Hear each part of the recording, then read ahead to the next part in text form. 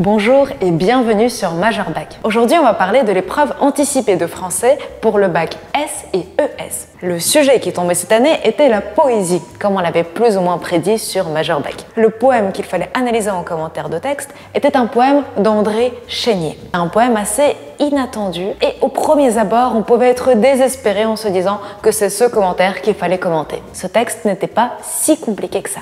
Alors on va voir rapidement ce qu'il fallait voir dans ce texte, comment il fallait le problématiser et comment il fallait construire son plan.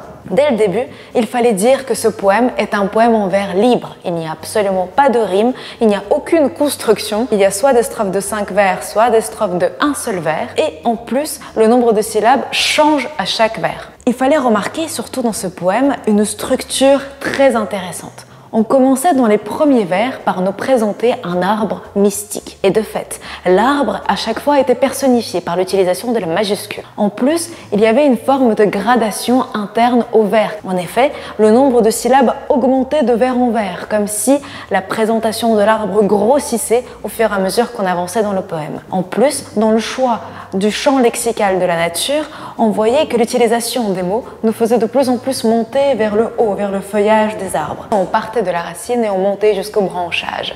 C'était très intéressant et c'est très important, puisque juste avant, des mots comme charpente ou encore le fût rappelaient la construction de la cathédrale. Ainsi, le lecteur s'élève comme l'arbre vers les cieux et l'arbre est pratiquement divinisé. Il fallait également remarquer ici que l'arbre se trouve hors du temps. Et on le remarquait essentiellement par l'utilisation du pluriel ou encore par l'utilisation de la tournure infinitive.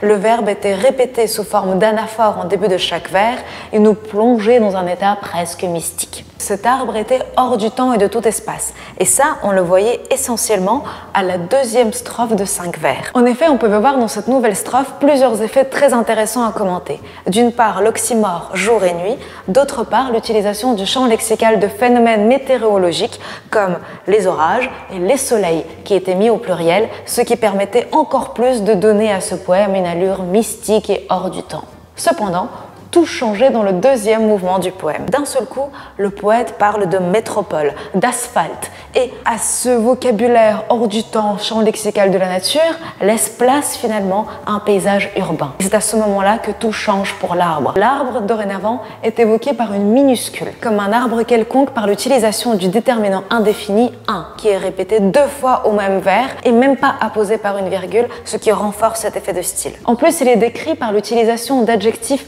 pathétique, qui insiste sur sa solitude. Il est seul, orphelin. Son tronc est décrit comme un tronc rêche, aux branches taries et aux feuilles longuement éteintes. Ainsi, à l'arbre qui était représenté comme un dieu dans les premières strophes, laisse place à un arbre vieillissant, seul, abandonné, très loin des jardins et des forêts. On voit que finalement le nombre de vers diminue au lieu d'augmenter comme c'était le cas au début. Au lieu de passer de l'arbre à la forêt, on passe de la forêt à l'arbre, qui est ainsi mis à l'écart. Ensuite, le troisième mouvement du poème résonne comme un appel à l'action et à la révolte. On retrouve le champ lexical de la révolte politique, la montée, la pression, rêve tenace, fortifie nos vies. Cet arbre, il faut se battre pour le sauver. Ce passage rappelle fortement l'exquipite de Germinal de Zola, où pareil, le personnage principal marche et sous lui le sol gronde, comme une révolte, comme un arbre qui est prêt à pousser et à jaillir du sol. Le lecteur est invité à réagir pour sauver l'arbre. Et on se rend compte à ce moment-là que c'est un poème fortement engagé pour l'écologie. L'arbre est décrit et personnifié cette fois-ci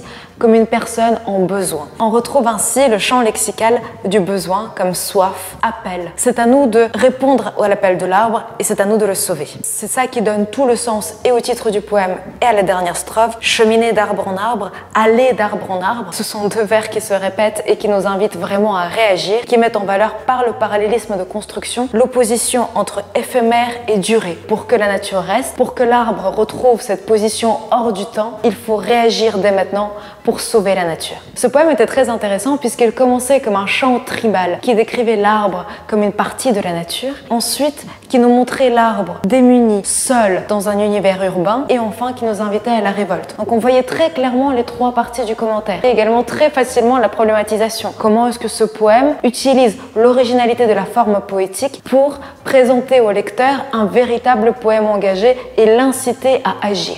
C'est un poème très intéressant tant du point de vue stylistique que sur le fond puisqu'il nous invite à réagir aux grands défis du XXIe siècle.